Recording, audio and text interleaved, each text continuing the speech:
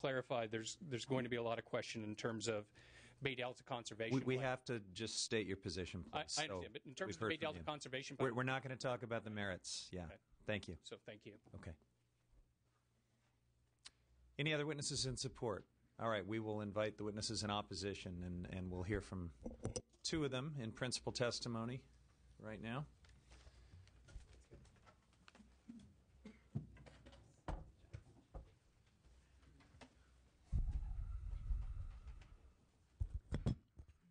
Thank you, Mr. Chairman, members of the committee. Kathy Cole with the Metropolitan Water District.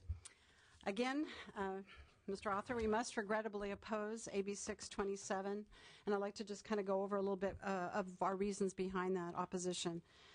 We do believe, based upon substantial science and engineering analyses, that we and many others, not just Desert Water Agency and Metropolitan, believe that the Delta Corridors Plan will not solve water quality, fishery, and water supply problems associated with existing through Delta infrastructure. The Delta Corridors Plan does not address the vulnerability to seismic liquefaction of delta levees and subsequent salinity intrusion associated with sea level rise. Just to give you an update on the Two Gates project, and mind you, that was two gates versus the many gates and barriers that's proposed in the Delta Corridors Plan. The Bureau of Reclamation actually put that project on hold, although they are continuing with the science and the forecasting elements of that project. It's seen as an opportunity to look at turbidity and smelt behavior modeling in the Delta.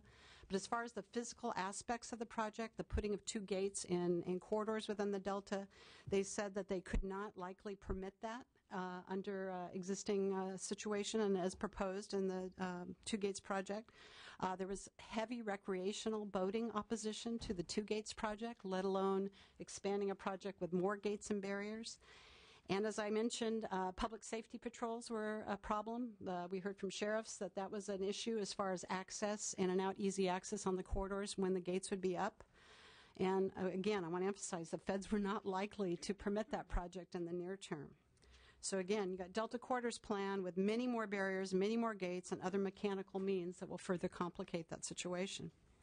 The BDCP, the Bay Delta Conservation Plan, EIR, EIS, must include a reasonable range of alternatives as required under NEPA and CEQA. And pursuant to the 2009 Delta Reform Package, it called for also an evaluation of a full range of alternatives.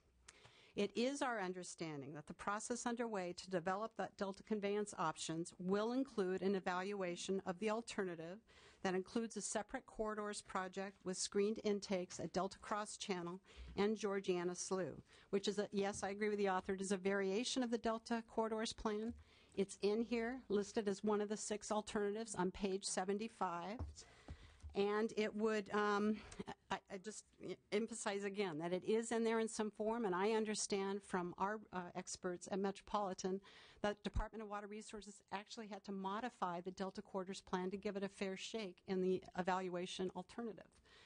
So we believe the bill would duplicate efforts, divert attention, and stress already limited resources to, again, evaluate a project that in some form is already being evaluated, and we urge your no vote. Thank you. Right, thank you. Welcome, Mr. Reeb. Mr. Chairman, Bob Reeb with Reeb Government Relations on behalf of Desert Water Agency, East Valley Water District, and the Valley Ag Water Coalition.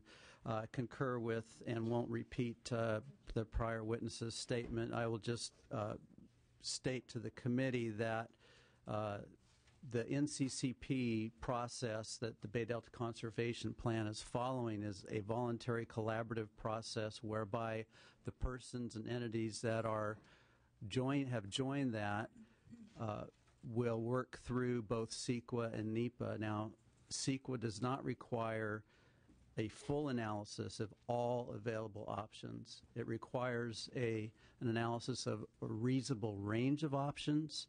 Those reasonable range of options, as the author pointed out, have been studied, and a preferred alternative will be identified, and this kind of late addition to that process is unwelcome, and we would request a no vote. All right, thank you. Other witnesses? Name and position, please. Thank you. Cindy Tuck with the Association of California Water Agencies, also opposed to the bill. Thank you, Mr. Chairman. Members, Ron Davis on behalf of the Alameda County Water District today, also unopposed. Mr. Chair, members, Brian Reese on behalf of the Cucamonga Valley Water District and the Inland Empire's Utilities Agency in opposition. Mark Thiessen with the Gualco Group on behalf of the Alameda County Flood Control and Water Conservation District, Zone 7, in opposition. Christian Foy on behalf of Three Valleys Municipal Water District, also in opposition. Hugh Bauer on behalf of Burbank Water and Power, respectfully in opposition. Ralph Simone representing the Castaic Lake Water Agency in opposition. All right, very good. Let's bring it back to the committee. So, Mr. Berryhill, you deserve a lot of credit for your determination and your doggedness in pursuing an idea that is very much supported in your district, for sure. But the problem I have with this bill is the same problem I had a year ago, which is even though there's this intriguing kind of Rube Goldberg possibility of engineering a way for this to work through the Delta, there still and we heard an elaborate PowerPoint from Russ Brown, one of your consultants, last year. The committee doesn't know how lucky they are not to have to go through that. Thank you very much, by the way, for sparing us that. But as we pointed out then, and we continue to have this concern now, there's still not a single fish biologist ready to say that this can actually work for the environment. And so it remains a rather interesting academic hypothesis. So that's one problem, and we challenged you last year to bring us some scientists, bring us some fish biologists to say this can work for the environment, and we still haven't heard from any. Second, I think, as has been noted by some of the witnesses, this is under consideration. This has been looked at least at some level, and has been put before the Delta Stewardship Council. And the document that you've circulated with all of these environmental groups, well, they're supporting this being considered by the Delta Stewardship Council in this document. They're not supporting this bill. So even those who think, yes, this is appropriately put before the Delta Stewardship Council aren't here to say that we ought to hardwire it in legislation. And that continues to be my second problem with the bill, and that is I don't think it's our job to get ahead of the science and to get ahead of the analysis that agencies have been constituted and are actually in the process of looking at. So I can't be with you here today. Okay, fair enough. Let me just address the idea of the biological study. I believe this is a study bill. That is what it is. And it should take into account the fish studies as well as the engineering studies. And so, I mean, I don't think we need a study to have a study. This is a study bill, and that's what it should take into account. Secondly, sometimes, and I believe Mr. Bradford had a bill that similarly was pushing an agency to do something. Sometimes we have to give them that extra push. We've been waiting and waiting on this patiently, and it's time, folks. If we are serious about water, it's time that we said, let's get water flowing as fast as we can. Let's do it. Let's do this study. If it doesn't work out, this is something else you all have to understand. This thing may not study out. I don't know. I'm not an engineer. Maybe it doesn't study out. But maybe we find during that study a better way to do this. Maybe there's new technologies that will come forward during the study. We say, okay, this doesn't work. How do we make it better? But I know this. If we don't do something, we're just going to continue to wallow. The farm workers are going to continue to not have jobs down south because we're not doing our job as a state to get that water flowing, and we're not doing everything that we can. And so that's why I'm pushing this so hard. I do believe there's a balance between the Delta and the needs down south, and that's my ultimate goal, is to get the water flowing but not throw the Delta under the bus. It's too valuable. It's too important to our state to do that. And so this bill, this is the one plan. If anyone can show me another plan, I would love to see it, but there's not. So let's study what we got. Let's push them to study it. That's my close, unless there's some other questions. All right, well, we'll find out. Mr. Gatto. I don't have a question so much as a comment. I just want to, first of all, thank you for your determination, and also drive home what you said about sometimes we do need to push commissions to do something that we want. Sometimes people around here forget that we are the legislature, and we set policy for the state. Right. And although we delegate that policy occasionally to commissions, we are still free to urge the commission or to pass a law mandating a commission to do a study. I still don't know how I'm going to vote on this bill. I know that sounds crazy because we're about to vote, but you made some very good points, and I think they have a lot of merit. And when you said about the commission, if it is the will of the legislature to push that commission, then I think it's something that we ought to do to push them to study it. So thank you. That's a very good point. Absolutely. Dr. Haldeman, did you have something? Yeah. Thanks, Mr. Chair. I appreciate so much what is obviously your passion to protect the Delta and to also protect the people who are affected when the Delta is conserved. I am concerned about the fiscal impacts, and so I am prepared to support this bill in this committee so we keep looking at it, but without more fiscal, I can't say for sure I would support it if it made it out. Okay. Thank you. Fair enough. Ms. Yamada. Thank you, Mr. Chairman. Mr. Berryhill, thank you for bringing this bill forward. I will move the bill. I hope we get a second. All right. Thank you. This is a study bill. We are certainly not going to have time to recount what happened the last couple of years. I take it, I wasn't there for the Rube Goldberg presentation because I wasn't even at that meeting. And I know there were some meetings that began yesterday on the Delta. So I am supporting this today in the spirit of inclusion and ensuring that there will be Delta legislators' names on any further legislation or bond measures that may come before us. Thank you. All right. Any other members' comments or questions? We've got a motion and a second. Please call the roll. Do pass to appropriations. Huffman? No. Huffman, no. Halderman? Aye. Halderman, aye. Berryhill? Aye. Berryhill, aye. Blumenfield? Campos? No. Campos, no. Fong? Gatto? Hernandez? Hueso? Jones? Aye. Jones, aye. Lada? No. Lada, no. Olson? Aye. Olson, aye. Yamada? Aye. Yamada, aye. Needs to. Right. That bill is on call, needs 2 votes. Thank you, Mr. Berryhill. You want to go to your hunting bill? Oh, yeah. This excitement's just getting started. Item 6, AB 1046.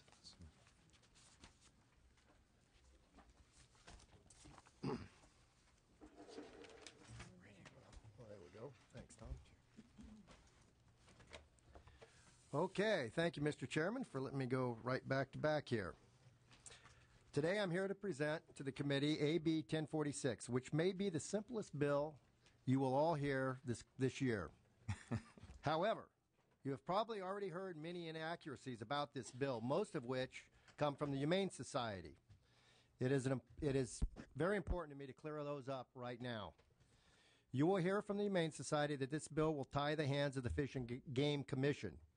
This bill, make no mistake, does not prohibit the Fish and Game Commission from implementing any wildlife management options, unless that option would include a permanent ban of all hunting of all species as specified in my bill. That is why the Fish and Game Commission support my bill. Unlike Prop 117 in 1990, sponsored by the Humane Society, which permanently tied the hands of the Fish and Game Commission by forever banning mountain lion hunting. You will hear from the Humane Society that there is no need for this bill, yet they regularly attempt to ban hunting of species by demonizing hunters, whether it be dove hunting in years past or bear hunting more recently. Just look at this opinion poll they released trying to convince the commission to reduce bear hunting based on public opinion, not science. This was a poll commission. They try to push folks statewide, not based on science. It's a problem. The Humane Society has no problem dictating the Fish and Game Commission, but when I simply try to protect a basic right of ours, they oppose it. I thought one of the fundamental principles of our democracy was protection of minority rights. So I ask, why would they have the commission make policy decisions based on the opinion of an uninformed majority rather than on true science? And as more and more people grow up outside of the hunting traditions, they are much more prone to fall prey to inaccuracies spread by the anti-hunting community. This bill is simply a very, very small step to help preserve what I believe is a very important tradition in this state and this country. California has a right to fish guaranteed to it in the Constitution. Many of you may not realize that, but it is in the Constitution, the right to fish. a guarantee which to date has never tied the hands of the Fish and Game Commission in their regulatory duties. This simply seeks to provide some small level of parity of protection for hunters, as already exists for the fishermen. Folks, I've offered to take amendments from the committee to address any of the potential concerns raised. This bill will in no way affect the Fish and Games Commission to do their job. So every group in opposition that claims they don't oppose hunting simply is not telling the truth to you, because this bill doesn't do anything else but protect hunting. And I stand here today willing to take amendments to address any concern that anyone might have, but not one opposition group has offered any of them. Their opposition is based on fear-baiting of hunting, and they rely on those in this building that agree with them.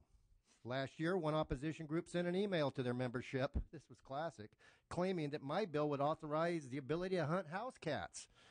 I was now a cat killer because I was carrying a right to hunt bill. I asked you to cast a vote based on the law, on rights, and on science, not just on your personal opinion of hunting. This is a simple, simple bill.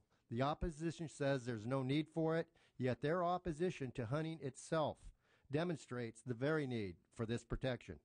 I believe people are starting to understand that. I believe that is why you no longer see an opposition letter this year from the Sierra Club. I believe you also understand, Mr. Chairman, as well. Last year, you did not offer a recommendation, instead encouraging every member to vote their conscience. And I would ask the same thing of all you members today. Just vote your conscience. Think of every hunter in your district when you cast your vote. Some of you have many. And remember this as well. Hunting is the only form of food acquisition that is mandated by law to be renewable. So ask yourself if you want to be on record in support of that policy or not. And be clear, this bill is only about hunting, nothing else. I respectfully ask for your aye vote. Thank you, Mr. Berryhill. All right. And you've got two witnesses to speak with us. Tom Peterson with me. Go ahead, Tom.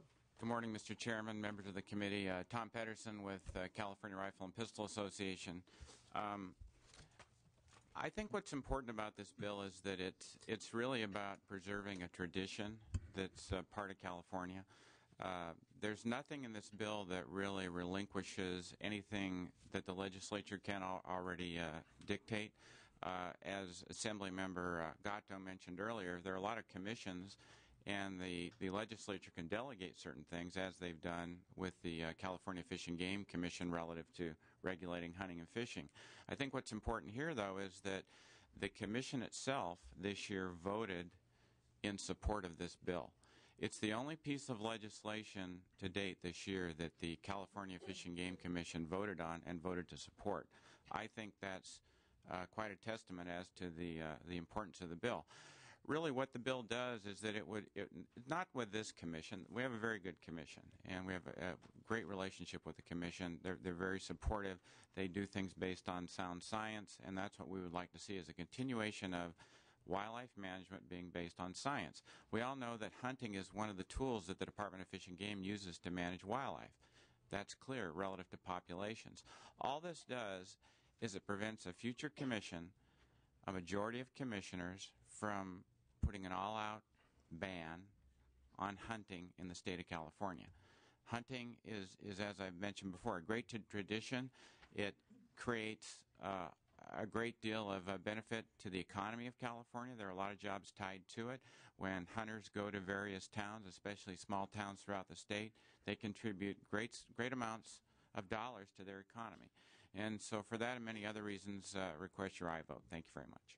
All right, thank you.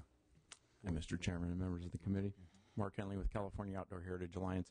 Just to add to what Tom just brought up, the funding sources that are related to hunting for conservation are also very significant. Obviously, the Department of Fish and Game relies on much of its funding from hunters.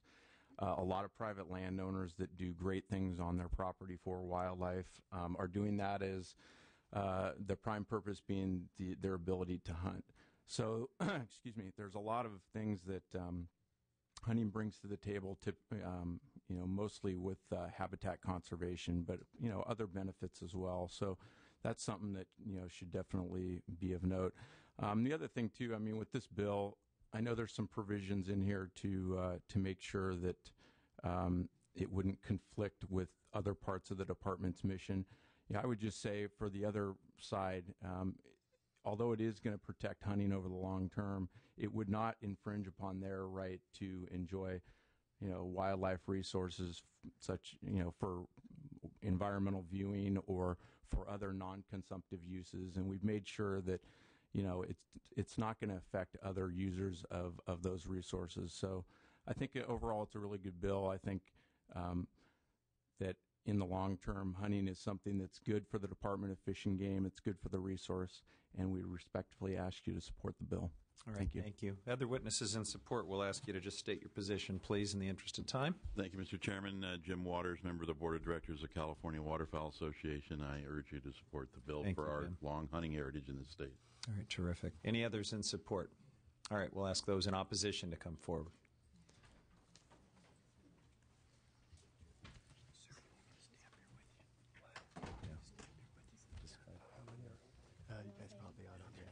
Well, we can make room, I think. Yeah.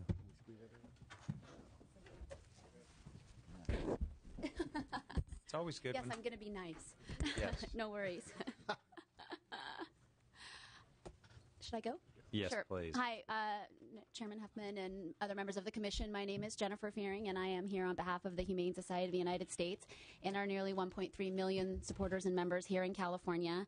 And we regret that we do repeat our opposition to this bill, as we stated it last year, and for the exact same reasons. We feel strongly that the Constitution already grants the power to the Fish and Game Commission to regulate hunting activities.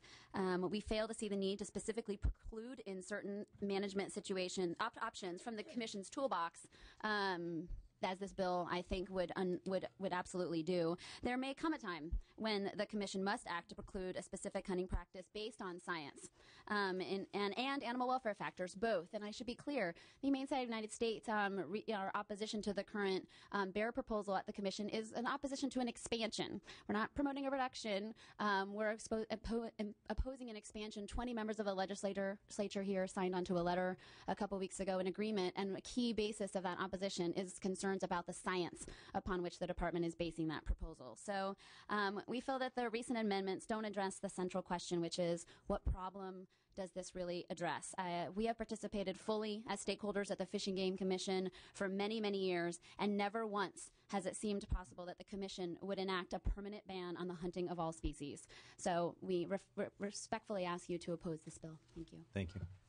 Mr. Chair and members, Dan Taylor on behalf of Audubon, California. We do not have a letter on file with the committee, but having read the analysis this morning, 3 very quick points. Number one, we affirm the role of hunting in California. We have a number of very distinguished hunters among our most important members.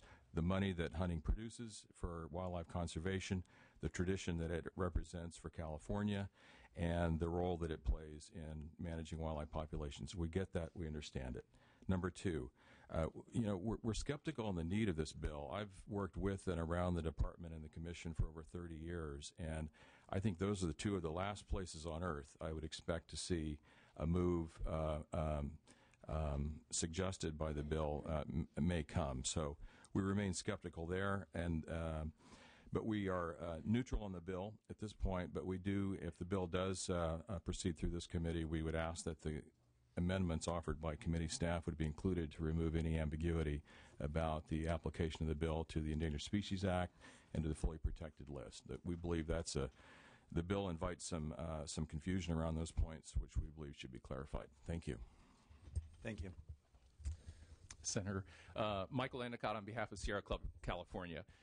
We have on file from last year a letter of opposition to the introduced form of the bill, in essence, but we don't have, the Senator's correct, a letter of opposition here, and that's in part because the bill was amended fairly recently, and then also there are some issues that the committee has pointed out. But because our name was invoked, I feel compelled that I need to speak to it. Last year, Sierra Club does have members who hunt and fish, and actually we spoke in favor of 2 free hunting days last year, let hunters participate and share their knowledge and their joy of hunting.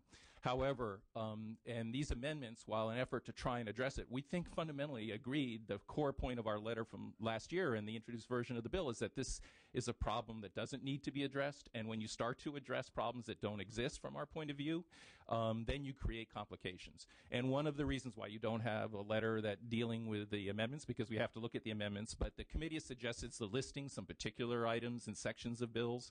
Once you start listing particular items and sections of bills in order to make it really clear that it doesn't affect these, then if you leave something out, the legislature has interpreted that that's what you meant to leave out. And we think that that's a problem when you start to write legislation that doesn't really deal with a core problem that we don't think really exists in any way. So if this bill does move forward, we're still trying to analyze what are the additional amendments you might need even past the committee amendments, but I think that the problem of potential litigation over the new terms creates a complication and an economic burden that the department and the Fish and Game Commission just don't need. Thank you very much. Thank you. I feel compelled to remind you, I'm the assemblyman. My brother's the senator. One day. Thank you. Any other witnesses in opposition? All right, let's bring it back to the committee. Mr. Berryhill, I really respect your passion for hunting. I think you believe in it for all the right reasons, and you represent the tradition of hunting and hunters as important partners in conservation very well. And I think you're introducing this bill for important and all the right reasons. I think the witness from the Sierra Club, though, sort of nailed my concern here, and that is there's an almost unlimited number of things that aren't real threats that we could just legislate about because we have strong views on them. But there are unintended consequences that happen when we start legislating without things being ripe. And I don't think there's any scenario under which the Fish and Game Commission or the Department of Fish and Game would ever attempt to ban all hunting in the state of California. I just think it is a complete phantom and therefore a sort of solution against in search of a problem. So I am going to suggest that the bill be held in committee, and if somebody between now and the end of this legislative session can make the case that this is a real threat, maybe it's something the committee might want to choose to act on. If we did choose to act on it, I would want to work with you on amendments that would tighten up the bill pretty significantly, because we don't want to do anything to undermine endangered species protections and other things. And I think even though you have narrowed some of the language, it still could be read. I'm totally happy to work with the committee to get those amendments in, and if that would help. So that your request to me was that I urge people to vote their conscience. I will do that, but I've just told you what my conscience is telling me. And with all due respect to both Sierra Club and yourself, Mr. Chair, you don't think it's a problem. I think going forward it could be a problem. I think society's changing. We lose more and more hunters every year because we're just losing open space in California as the population grows. Is it a problem today? No, but I do believe it at some point will become a problem, and we ought to be out ahead of it, just as we are with fishermen. Secondly, the second point I want to make, so we just have a difference of opinion of whether we see it as a potential problem or not. Secondly, it's no different than the constitutional amendment for fishing, and that it doesn't tie Fish and Game's hands. They still protected salmon for 2 seasons, I believe, where they stopped salmon fishing off California. 2.5, really. 2.5. Yeah. Okay, I knew as a fisherman you would know that, Mr. Chair. And so, I mean, you still have those tools. We are not taking any tools. That's the last thing I would ever want to do, is take any tools away from Fish and Game. But this is, if nothing else, this is symbolically a very important message to send that Californians do believe in the tradition of hunting, and that, as you know, we've talked about it in this committee, programs like what we're in with wetland preservation, all those things are very critical. And unless you feel that the state has a firm commitment to hunting, you're going to disincentivize people from doing those kinds of programs. So I think environmentally it's an important step, even though some may see it as just symbolically. But I think going forward we could run into a problem, and that's why I'm carrying this bill. So I appreciate it. All right, thank you. Are there other questions or comments? Otherwise we can take that as your close. Mr. Goddard, and then we'll I'm just not clear. Is this bill going to be held, or are we going to take It's your call, Mr. Berryhill. I mean, my preference would be to hold it and perhaps to work with you on something that's a more appropriate Will we have a statement of chance then legislative for support. another committee hearing? I know some of the committees are wrapping I up. would suggest it be a 2-year bill, and we look at whether this is actually a problem. that I'll needs- tell you what. I'll make a deal with you. I would accept those amendments going forward. I'd love to see the bill moved out of committee today, and then take those amendments going forward. All right, so you're asking for a motion to take the committee amendments and to move the bill today, and I think Ms. Olson has made that motion. Dr. Halderman is nodding as a second and would like to speak next. What a strange position to be in.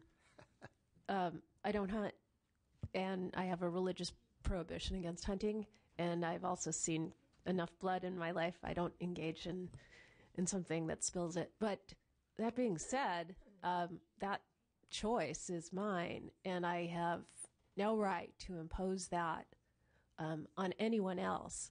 I would expect that my freedoms as a religious person in this particular country would be respected by people like you. And for that reason, I think it's important that we recognize the fact that, yes, hunters are under assault. They are demonized, including hunters in the North State who actually hunt for food. It is the primary affordable protein source for a number of North State residents. So for that reason, I will support this bill, and I appreciate your bringing it forward. All right, Mr. Carrillo. So I am not in support of this bill. I echo the sentiments of the chair and the Sierra Club and the Audubon Society and the Humane Society. Hunting bills are always a little difficult, and they're difficult because I firmly believe that you've seen the bumper stickers people have that say "meat is murder." Now, I firmly believe that most Californians don't appreciate that all food comes from somewhere, and I think that they don't grasp that if you put a duck on your holiday table, someone either slaughtered it in a slaughterhouse or someone hunted it. And for that reason, generally, I have no issue with hunting as long as it's respectful and as long as it's something that's done with respect for the environment and something that's done with respect for the animal population. I think, as many people know and as everybody knows, hunting is a way to manage populations and in many cases prevents the animals from being overpopulated and then dying a worse death. That being said, I think that this bill is a little bit unnecessary as it currently stands because it basically tries to reach at something that I'm not quite sure is yet an issue. And I know you've said that there's a difference of opinion, but I just as an attorney, I have an issue with a bill that would probably it would require a constitutional amendment to really effectuate this policy because there's nothing that would stop the legislature tomorrow from overturning it, and so I'm not quite sure that I can support this, and I'm not quite sure what the proposed amendments are for this to get out.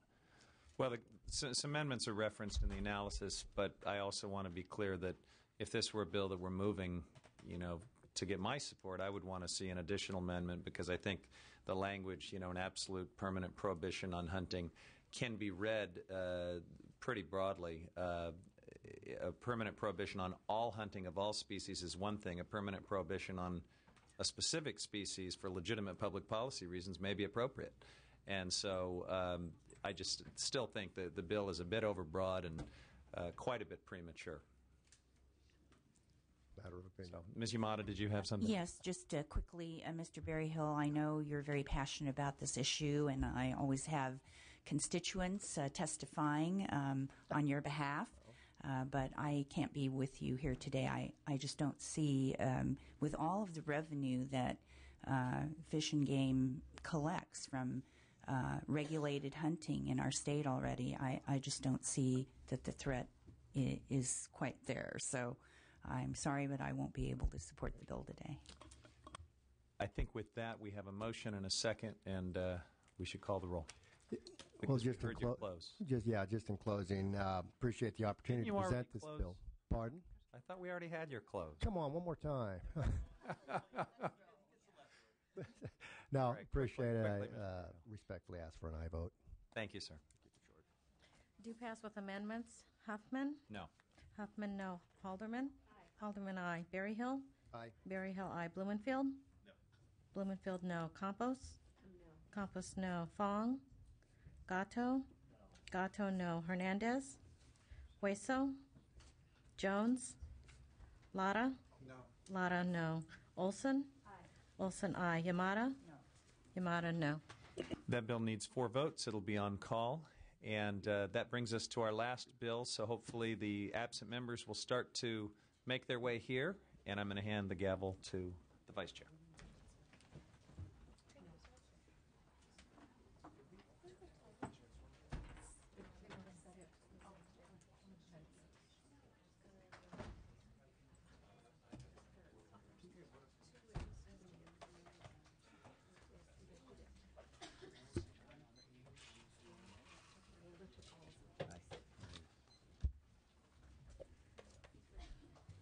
Mr. Chair, would you like to present your bill? I would. Thank you very much, Madam Chair. This is a bill about oil spill prevention and response, members. It will do several important things. First, it will increase revenues that are deposited into the key fund that the state administers to support oil spill prevention and response. That is the Oil Spill Prevention and Administration Fund, or OSPAF, as we call it. Second, it would require an audit conducted every 4 years on the effectiveness of OSPAF expenditures. Third, it would require our Oil Spill Prevention and Response Agency to assess the highest risk oil transfers in order to increase our monitoring and inspection effectiveness, and would set some specific targets for increasing that monitoring inspection until we reach 10% of the highest risk oil transfers. These transfers, the bunkering and lightering operations that take place, are the most likely situations where we see oil spills. So it's very important that we be very vigilant about them. And then finally, the bill would require the state to look at contingency plans for the offshore drilling platforms and potential spills that are in state waters so that we don't have a Gulf Coast-like disaster in the state of California. There are 2 existing fees that actually provide the revenues for OSPAF, and they haven't been increased in years. One of those is the per barrel fee, which is on oil imported into the state of California. This bill would authorize that fee be increased from 5 cents per barrel up to 8 cents per barrel. It would be up to the department to actually decide the extent of that increase, but they would have the authority to do so. And then there's a second fee called the non-tank vessel fee, which large ships pay every 2 years. It's been set at $2,500 for a number of years. This would increase it to $3,000 every 2 years instead of $2,500. Again, these are fees that have not been updated in many, many years, and they're the only way that we finance our oil spill prevention and response efforts here in the state of California. It's important to recognize that the administration, actually the last 2 administrations, have projected that the OSPAF fund is on a path to insolvency. In fact, it's going to be $3 million in the hole next year, and that will grow to an $11 million deficit by 2011-12 if we do nothing. So this is the bill to prevent that from happening, and in the wake of last year's disaster in the Gulf, I hope everyone understands the importance of making sure that California is prepared and that we have the adequate resources and policies in place to prevent that kind of disaster here in California. So Move the bill, Madam Chair, please. Thank you. The bill's been moved. Is there a second? Bill's been seconded. You have 3 witnesses. You have 2 minutes each. Please present your names and testimony. Sure. My name is Nicole Catalano, and I am here today representing Pacific Environment. We are also a sponsor of AB 1112, and we also represent thousands of supporters. AB 1112 is critical to keeping California's vital marine environment and the economies that depend on healthy oceans, bays, beaches, and coasts protected against the costly and devastating impacts of oil spills. As gateways for global commerce, San Francisco Bay and the Los Angeles and Long Beach harbors are used for more than 6,000 oil transfer operations each year, known as bunkering and lightering. This is when ships fill their giant tanks with fuel or offload crude oil cargo. Last year, more than 400 million barrels of oil were transferred across the state's open waters. In some cases, mechanical or human failures do occur, which can lead to oil spills. For instance, in October of 2009, the Dubai Star tanker spilled over 400 gallons of bunker fuel in the San Francisco Bay, killing birds and wildlife, closing fisheries, contaminating sensitive habitat, and costing millions to clean up. Another accident occurred this past November when the Datang 18 cargo ship dumped more than 1,000 gallons of crude oil into the Long Beach harbor. As we know, when oil spills, no matter what the size, there is irreparable environmental and economic damage. Conservation groups, industry, and responsible agencies have been considering how to better protect against spills from bunkering and lightering. Increased oversight on board the ships engaged in oil transfers has emerged as the most cost-effective and preventative measure 30 available seconds, to please. increase the protection. We urge your support for AB 1112. Thank you. Next witness, 2 minutes. Hello, members of the committee. Thank you for the opportunity to testify in support of AB 1112. My name is Deb Self, and I'm the Executive Director of San Francisco Baykeeper, representing a couple of thousand members in the San Francisco Bay Area. Also a member of California Coastkeeper Alliance, which represents 12 sister organizations across the state, and also urges support of this bill. I also am an appointed member of the Technical Advisory Committee of the Office of Spill Prevention and Response, and participated in the Coast Guard's expert review of the response to the Costco Busan oil spill. And as part of that review and report, I co-authored 191 recommendations for improvements to oil spill prevention and response, many of which were to be implemented by 6 bills that were passed during the 2008 session, including Mr. Huffman's 2035. The Coast Guard has gone a long way to implementing some of these suggestions voluntarily. OSPR, however, still has a very long way to go in implementing its new statutory mandates. In part, this is because of reduced funding, furloughs, and a lack of staff to pursue these mandates of shoreline protection, oiled wildlife rescue and rehabilitation, and prevention of oil spills, including during fuel transfers. The increase is essential to protecting our environment and our wildlife. The San Francisco Bay alone has more than 230 sensitive sites. 30 seconds. The fee increase is overdue. It's essential, and it's not even coming close to internalizing the cost of doing business. We do stand with the oil industry and the Pacific Merchant Shipping Association in saying that we definitely should audit the effectiveness and expenditure of these funds, and we are working with them on actually the TAC now has unanimous recommendations for auditing those. Thank you. Thank you. Next witness. And Madam Chair, in the interest of time, I'm Sir? happy to have my remaining witnesses just state their support, if that's okay. Sure. Name and organization. Yes, my name is Marcy Keever, and I am with Friends of the Earth, and in all of our supporters and members in California and across the country are in strong support of AB 1112. Thank you. Thanks, Marcy. Witnesses in support, please just state your name, organization, and the fact that you're in support. Bo Biller with Oceana, in support. Sarah Christie with the California Coastal Commission. The OSPAF funds 2 of our positions. We're in support of the bill. Lori Chen on behalf of Clean Water Action, in support. Andrew Roth with Sierra Club California. We support. Dave Brown representing the State Lands Commission. We're in support. Krista Mollenkamp on behalf of Ocean Conservancy, in support. Dan Taylor on behalf of Audubon, California, in support. Are there any other witnesses in support? Are there any witnesses in opposition?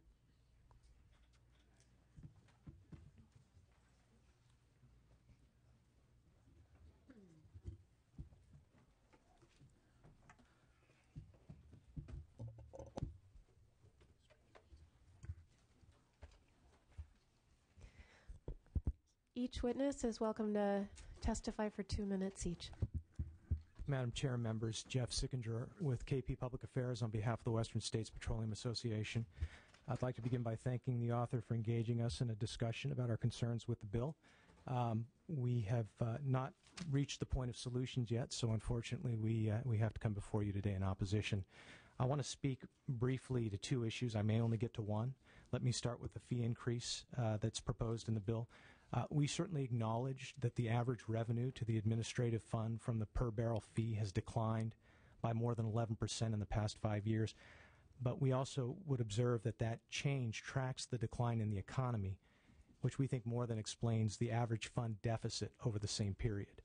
And so the point being that the recovery of the economy, we think, will largely replenish the depreciation of the fund.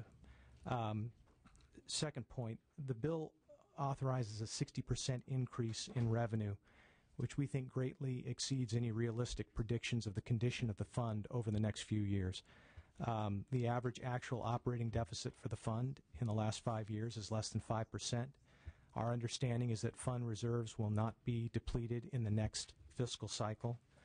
We certainly oppose the notion of granting broad authority to OSPR to raise the fee. We think that that authority should remain with the legislature, and that any fee increases should be based on a very clear demonstration of need. 30 seconds, please. Sure. We're also concerned about the recent transfer of $2 million from OSPR's budget for spill prevention to the State Lands Commission's portion of the program. Again, we don't see a clear explanation of the need for that transfer, and it certainly puts additional fiscal pressure on OSPR's portion of the program. Finally, the notion of an audit was mentioned earlier. We think that's a very important component of any legislation in this area moving forward. We're engaged with the author in that conversation. We're not confident that the provisions that exist in the bill are sufficient in that regard yet. Thank you. Next witness. Thank you, Madam Vice Chair and committee members. John Berg with the Pacific Merchant Shipping Association. I'd like to echo the previous speakers' thanks to the author and his staff in working with us, addressing a lot of our concerns. We share the concern about some of the lack of transparency and accounting irregularities that have occurred in the history of the OSPAF between the Department of Fish and Game and OSPR.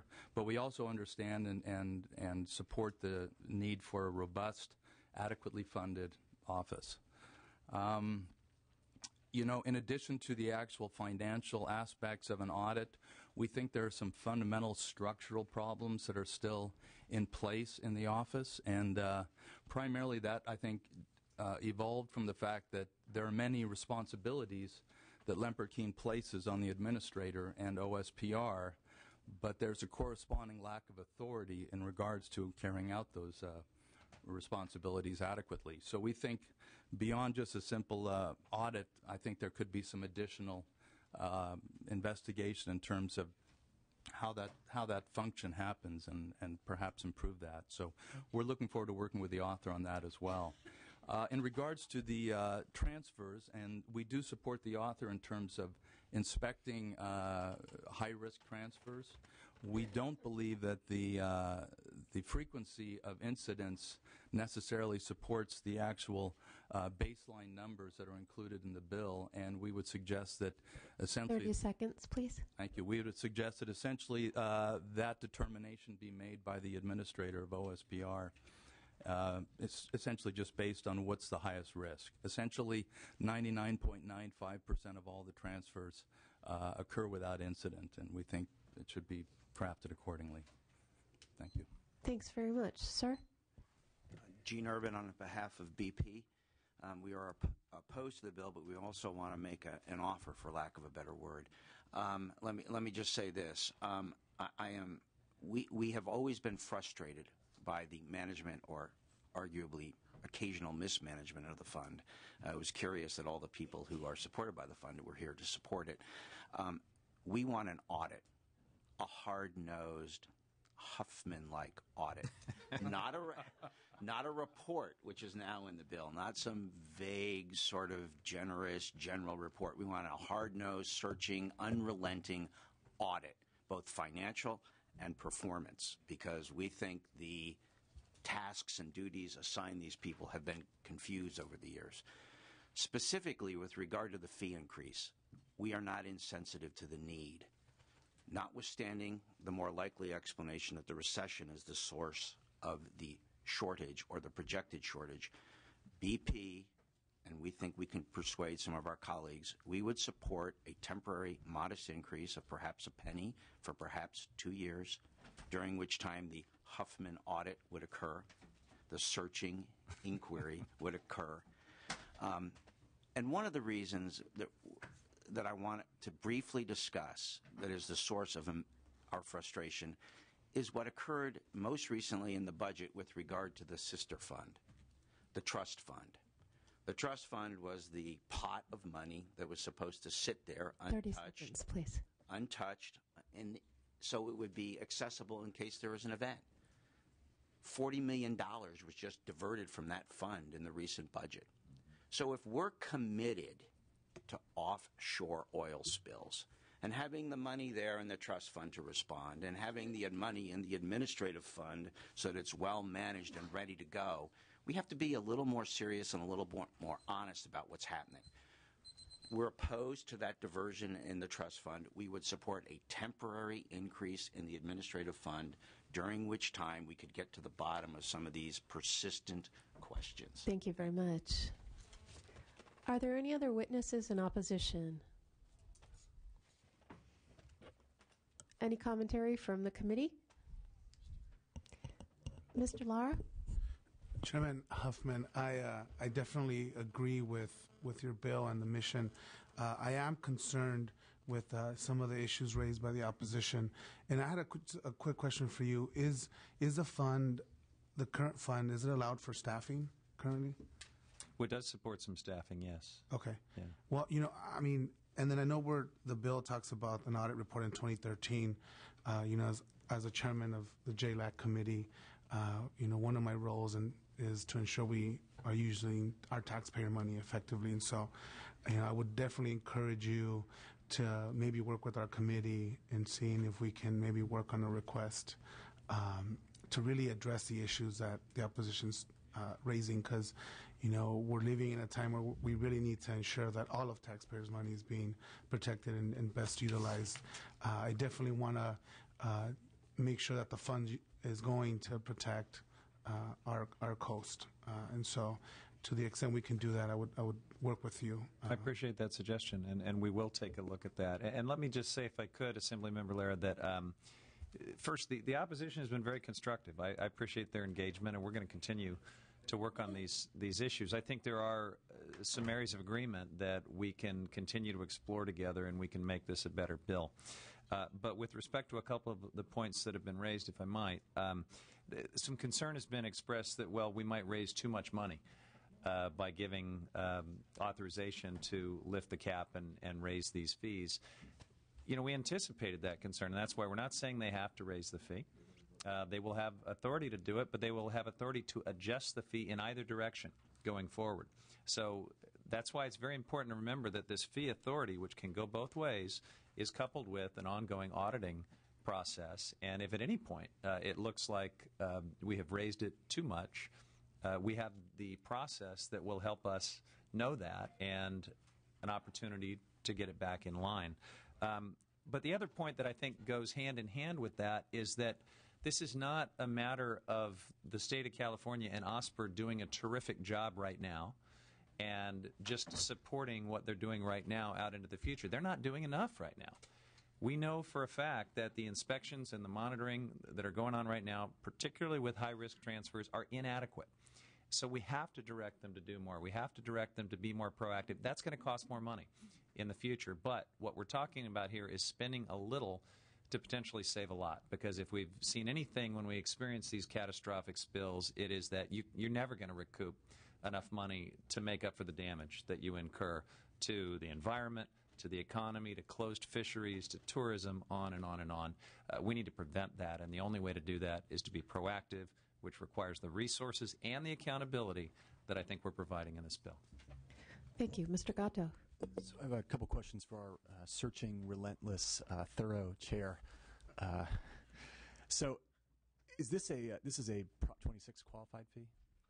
This is not a two-thirds fee. Yeah. Okay. So I think that answers a lot of the questions. And concerns. For Ledge Council to have scored this a Prop 26 qualified fee, it has to be. The funds have to go back into the program. It has to.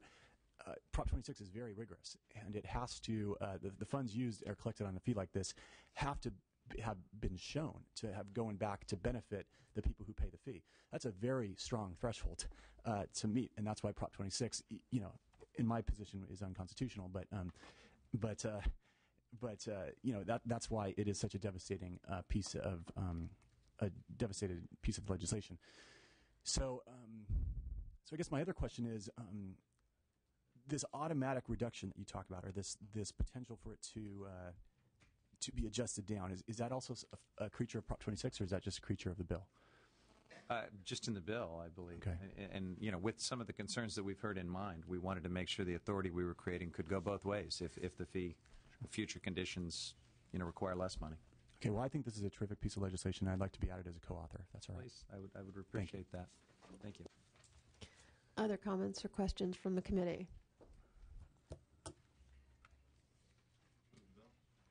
The bill's been moved and seconded.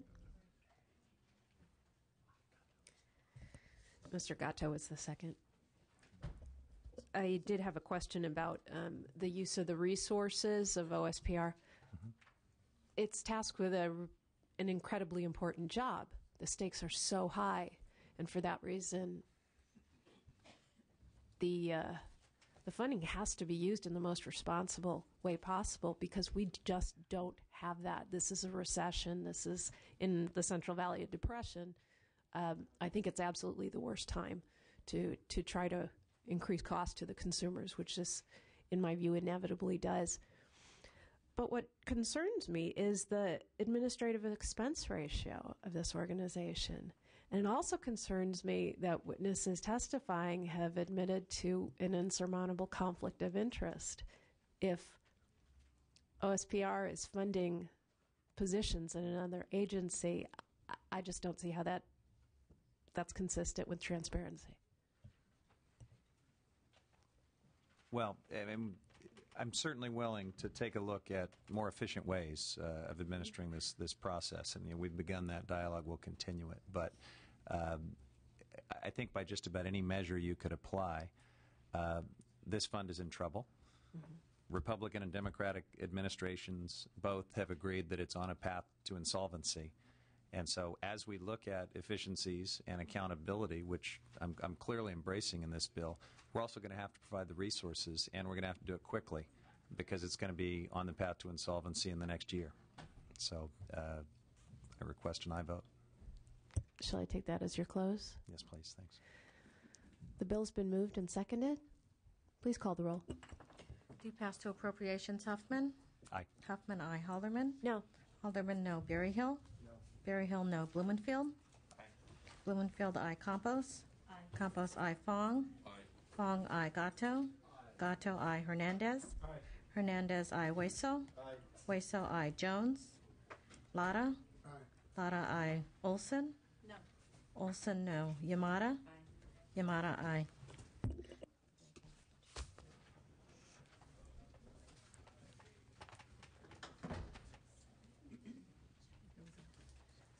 Mr. Chair, your bill is out. Would you like it left on call as we I think await a couple other members? Thank you. I appreciate it. Thank you. Thanks, member.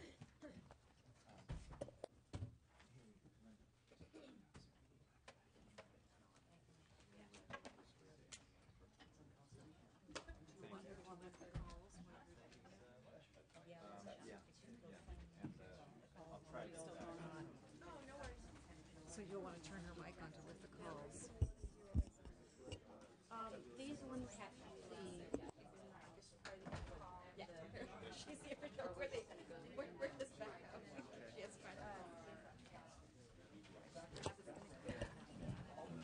We are going to lift the call on bills. Please call the roll and which bill you're calling. Item 1, AB 134, Dickinson. AB 134.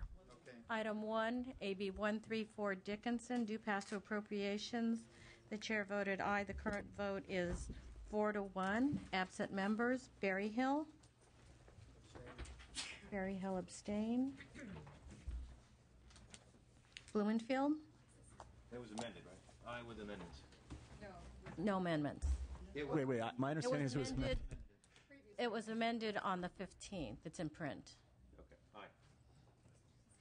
Blumenfield, aye.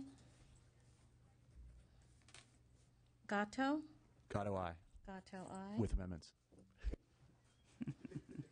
Hernandez?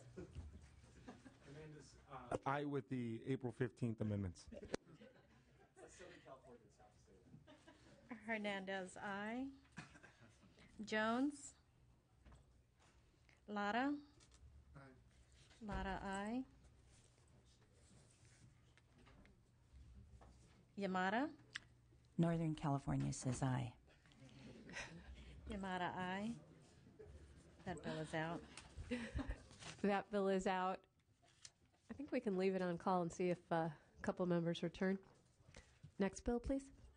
Item number 3, AB 627, Berry Hill, due pass to appropriations. The chair voted no. The current vote is 5-3. Absent members, Blumenfield.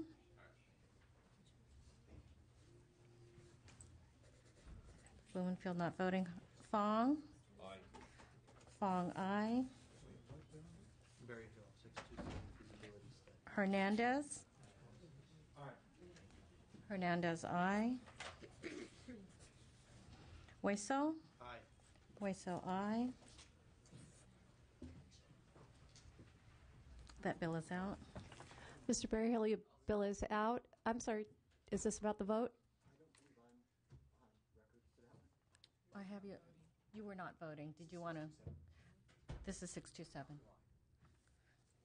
Gatto from a not voting to an aye. No. That bill is out. We'll leave it on call for the other members. Next one. Item number 6, AB 1046, Berry Hill, due pass with amendments. The chair voted no. The current vote is 3-6. Absent members, Fong. Hernandez. No. Hernandez, no. Which bill? I'm sorry. Item number 6, Okay. number 1046. Hueso? No. Hueso, no. Jones?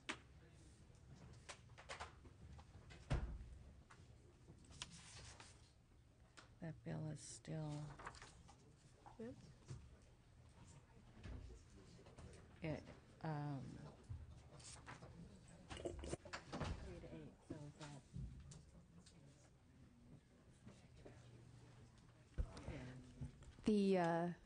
The bill fails. It's granted reconsideration, and we'll leave it open for those who want to add on to reconsideration. Without objection, reconsideration. On which item? 1046. Okay. Can I get that for reconsideration? Yeah, we just asked for it. Yeah. Without objection? Okay. Item number 10, AB 1180, Bradford, due pass with amendments to appropriations. The chair voted aye. The current vote is 6-0. Absent members, Berry Hill. Aye. Berry Hill, aye. Campos. Aye. Campos, aye. Fong. Aye is amended. Fong, aye. Yeah, you did. Gatto. Gatto, aye. Jones. Olson. Aye. Olson, aye. That bill is out. And is that the last bill? That's it. Thank you very much. Did we hear Chesbro 787 and 1152? Those were consent. We can do add-ons, That's many we and already those voted were on. consent calendar. Add-ons? And Solorius.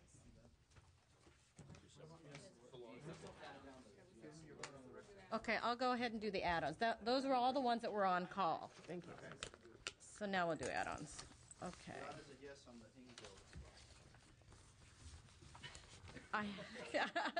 I have to wait until I get to that. I'm sorry.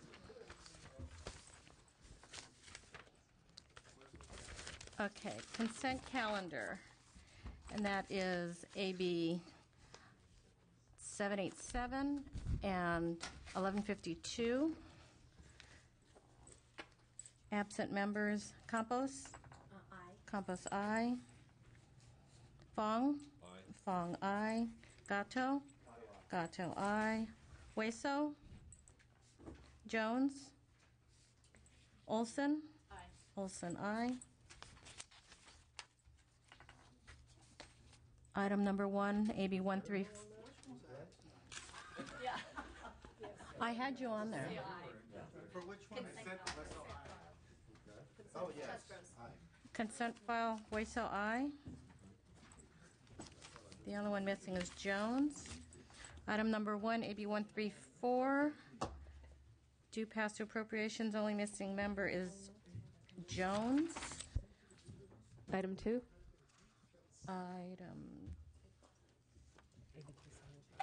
Where did that one go? Why is it I don't have that one? Just keep going. Okay.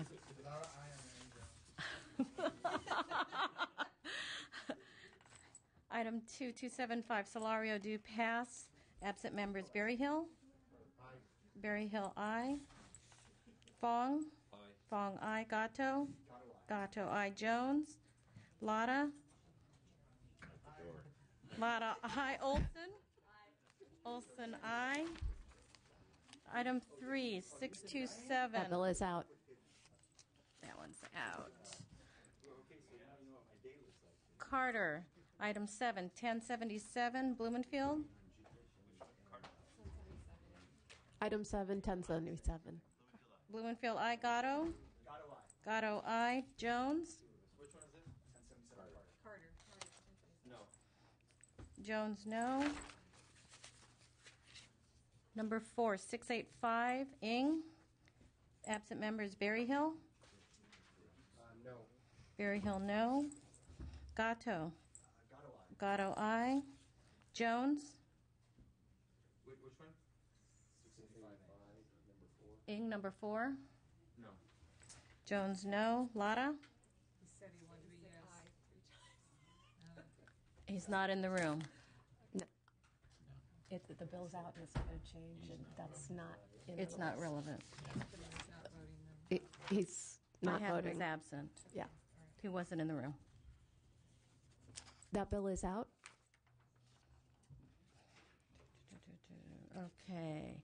Item number 8, AB 1112, only absent member is Jones. No. Jones, no. That bill is out. Item number 6, AB 1046, Berryhill. Current vote is 3-8. Absent members Fong. No. Jones. Yes. Jones, aye. That bill failed. That bill Reconsideration failed. granted. It's on reconsideration.